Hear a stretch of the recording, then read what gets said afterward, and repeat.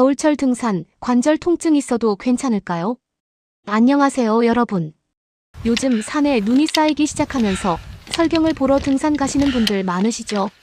그런데 관절이 좀 안 좋으신 분들은 고민이 되실 겁니다.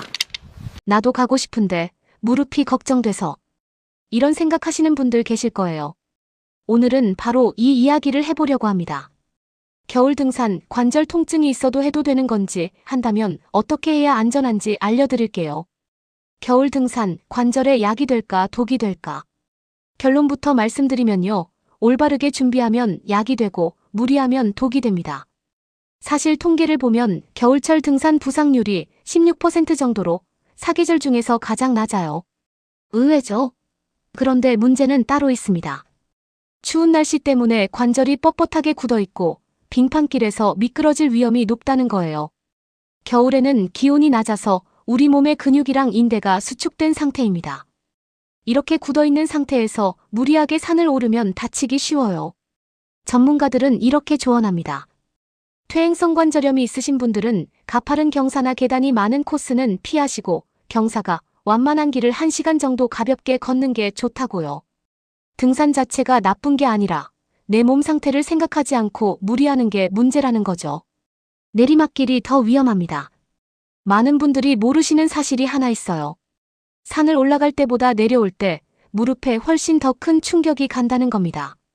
올라갈 때는 무릎에 체중의 5에서 6배 정도 힘이 실리는데요. 내려올 때는 무려 5에서 7배까지 올라갑니다. 체중이 60kg이신 분이라면 하산할 때 무릎에 360kg이 넘는 무게가 실리는 거예요. 그래서 등산 스틱이 정말 중요합니다. 스틱을 사용하면 무릎에 집중되는 힘을 약 30% 정도 줄일 수 있거든요. 선택이 아니라 필수라고 생각하시면 됩니다. 스틱 쓰는 요령도 알려드릴게요. 올라갈 때는 스틱을 약간 짧게 조절하시고 내려올 때는 약간 길게 조절하세요. 그리고 보폭은 작게, 천천히 걷는 게 기본입니다. 옷은 이렇게 입으세요. 겨울 등산 복장의 핵심은 레이어링, 그러니까 여러 겹 껴입기입니다. 두꺼운 옷 하나 입는 것보다 얇은 옷을 여러 겹 입는 게 훨씬 좋아요. 왜냐하면 산을 오르다 보면 땀이 나거든요. 그런데 땀에 젖은 옷이 체온을 빼앗아서 저체온증을 일으킬 수 있습니다. 여러 겹 입으면 더우면 벗고 추우면 다시 입고 이렇게 조절이 가능하죠. 여기서 정말 중요한 게 있어요. 면 소재 내의는 절대 안 됩니다. 면은 땀을 흡수만 하고 밖으로 배출을 못해요. 그래서 젖은 채로 남아서 몸을 차갑게 만듭니다. 반드시 땀을 흡수하고 배출까지 해주는 기능성 소재를 입으셔야 해요.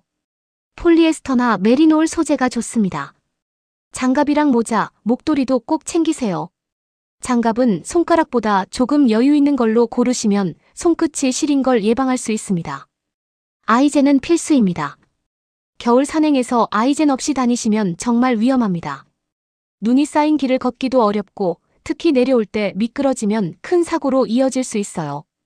처음 산행하시는 분들은 4발짜리 아이젠도 괜찮고 조금 익숙해지시면 6발짜리를 추천드립니다. 설산에서 장시간 산행하실 거면 10발 이상 체인형이 가장 안정적이에요.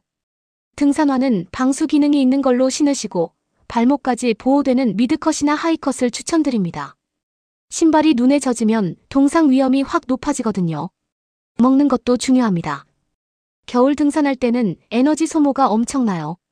평소보다 2배 넘게 칼로리가 필요하다고 보시면 됩니다. 그래서 탄수화물 위주로 잘 챙겨 드셔야 해요.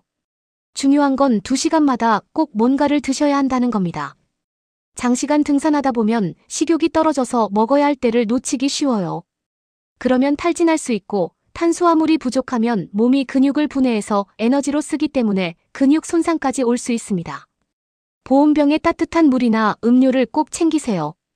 일반 물통에 물 넣어 가시면 얼어버려서 못 드실 수 있어요. 삶은 달걀, 김밥, 견과류, 초콜릿 같은 간식도 좋습니다. 준비운동과 정리운동. 겨울에는 관절이 굳어 있으니까 준비운동이 더 중요합니다. 등산 시작하기 전에 충분히 스트레칭해서 몸을 풀어주세요. 등산 끝나고 나서 정리운동도 잊지 마세요. 허벅지랑 종아리를 중심으로 마사지해주시면 뭉친 근육 푸는데 효과적이에요. 집에 돌아가서 따뜻한 물에 족욕하시는 것도 피로 회복에 좋습니다. 이런 증상이 있으면 병원 가세요. 등산 다녀오신 후에 무릎 통증이 2주 넘게 계속되거나 무릎을 펼 때 특정 각도에서 심하게 아프거나 무릎이 붓고 뻑뻑한 느낌이 계속되거나 무릎에서 삐걱거리는 소리가 나면 꼭 병원에 가보셔야 합니다.